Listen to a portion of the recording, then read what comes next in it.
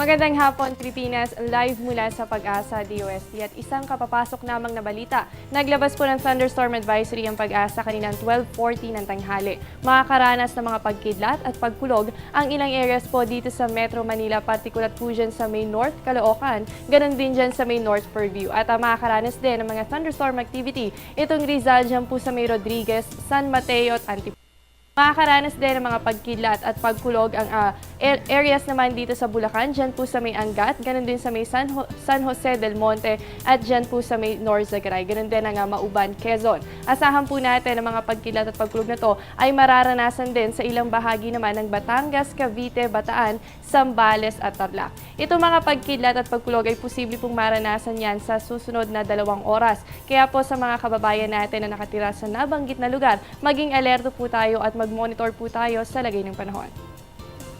At kaugnay naman dito sa low pressure area na binabantayan natin, ito ay nasa 110 km east-northeast po yan ng Kasiguran, Aurora. At ayon sa Pag-asa, ito ay kumikilos northwestward at posible itong maglandfall dyan sa may Cagayan Province ngayong araw. At dagdag pa ng Pag-asa, wala naman ng tsansa na ma-develop pa itong low pressure area sa pagiging bagyo dahil unti-unti na ngang humihina itong LPA. Bagamat patuloy pa rin ang paghatak nito sa southwest monsoon na umiiral dito sa may western section ng bansa natin. Kaya makakaranas po ang malaking bahagi ng bansa natin ng mga pag-ulan. Asahan po ang mahina hanggang sa katamtamang pag-ulan dyan po sa may Ilocos, ganun din sa Cordillera at Cagayan. Dyan naman po sa Metro Manila, ganun din dito sa may Central Luzon at Calabar Zone, ganun din po sa Mimaropa, kasama ang western section ng Visayas. Kayo naman po ay makakaranas ng mahina hanggang sa katamtamang pag-ulan, dulot yan ng southwest monsoon.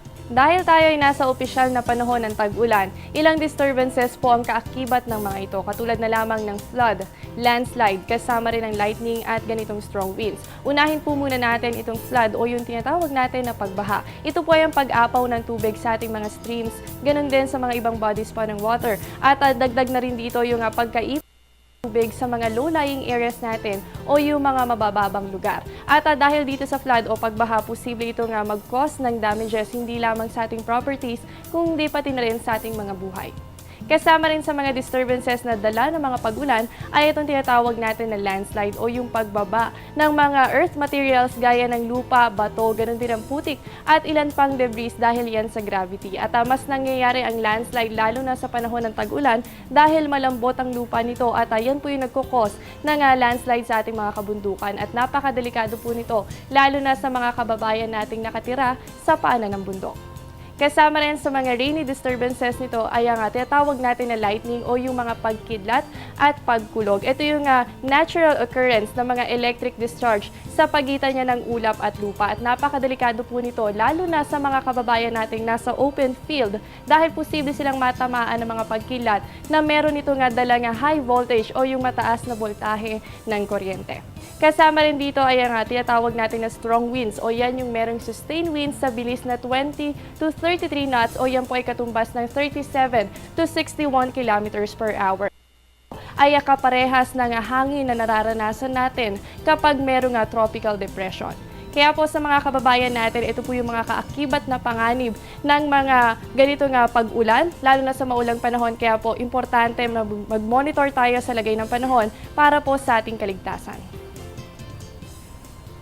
At yan muna ang latest mula dito sa Pag-asa DOST. Manatiling nakatutok sa Panahon TV kung saan walang pinipiling panahon ang pagbibigay impormasyon. Maaari niyo bisitahin ang aming official social media accounts and website para sa detalyadong ulat panahon at maaari niyo rin kaming mapakinggan sa DWIC. Ako ang inyong nakasama, ang inyong weather body Jessie Basco na nagsasabing walang dadaig sa taong may alam at laging handa. Magandang hapon.